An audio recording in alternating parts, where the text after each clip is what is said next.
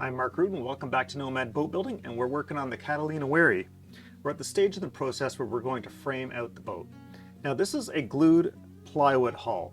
Technically we don't need any framing. It's considered acceptable that there's grain running across each of these planks, and that grain is connected together at the joints, creating basically an internal frame throughout the boat. My customer, however, would like a little more structure because he wants to be able to roll this boat over on the beach to get sand out of it and water out of it and whatnot. And also he wants full-length thwart risers and another rail down lower for lashing gear in. And those are much easier to do if you have some framing to fasten it to. So there are three basic framing options that we would generally use in any kind of hull. One of them is steam bent framing, another one is laminated framing, and a third one is sawn framing. So I'm using a combination of laminated and sawn. I'll get to that in a moment.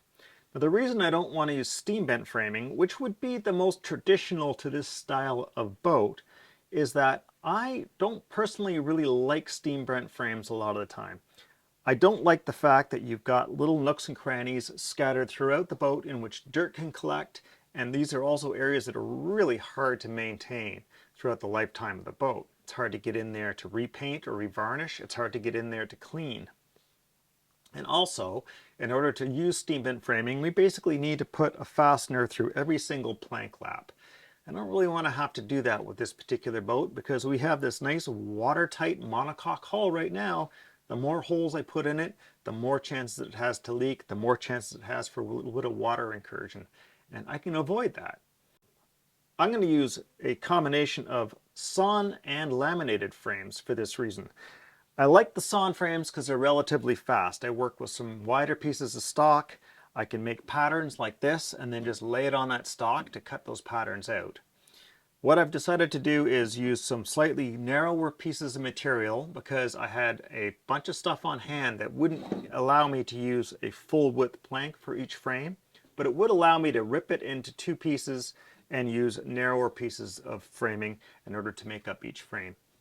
So what we've got are basically two pieces in each frame that represent roughly half the depth of the hull, and they're joined together with sort of a scarf joint, and there's a little bit of a filler piece in some of them to make up for the lack of width. Once I had that made up, I could lay my pattern on top and I could mark out where each of the joggles are going to be for where it meets the planking, and then describe a nice sweeping curve all the way through that. So by doing that, I've now created a piece of structure that will work as a sawn frame, but it's also provided a mold to do the laminated portion. So if I were to do laminated frames, I would have to have a mold for every single frame here. This way of basically creating the mold at the same time. And so I've got essentially a ½ inch of laminated material on top of the sawn portion. So it's made up of 3 laminations of yellow cedar, all glued together with epoxy. And so those are ensuring a continuation of grain through the length of the frame, in addition to what's happening already in the sawn frame. And it's also adding extra structure to the joined portion. So I think this is kind of a nice alternative.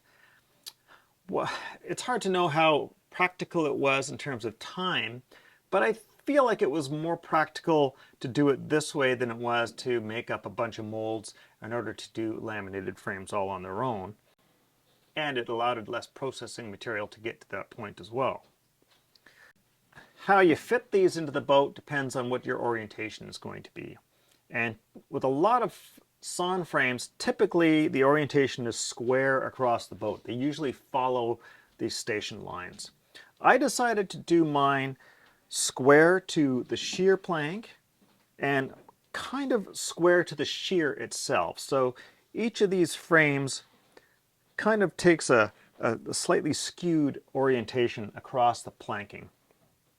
And mostly I just wanted it square up here where I'm going to put the in-whale in, and I want it squarish where I'm going to put the thwart riser in.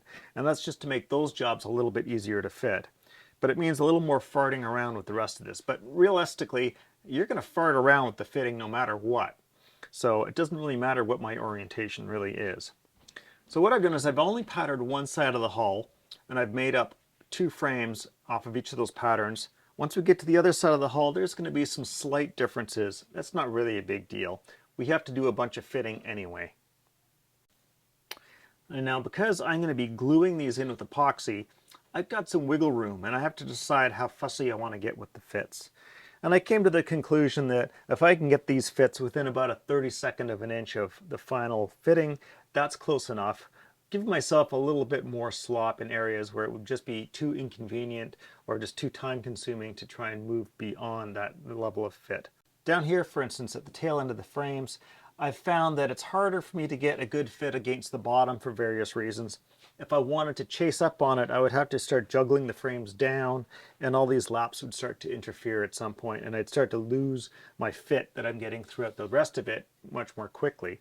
So I decided to give myself a break, let these things be a little bit sloppier down below. Worst case scenario is I can glue a little shim in to make up for a gap that's bigger than I want epoxy to fill. And that's just fine. This whole thing's going to be painted anyway, and my customer is perfectly fine with that sort of level of construction. If I were going to do this all bright finished and varnished, I'd be putting a whole lot more time into how I fit these together. What I might do if I wanted this to be really quite perfect in terms of the fit is I would probably make up my frames a little bit wider to start with. In fact, I'd probably just make up my sawn portion over width, get it nice and fitted, and then I would describe my curve to the inside and laminate my material on the inside so I get a finished consistent width.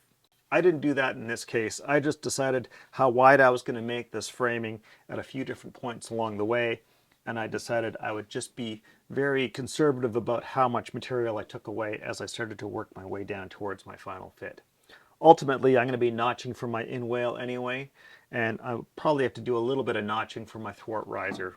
It's not really a big deal. Okay, well, I hope you got something out of that.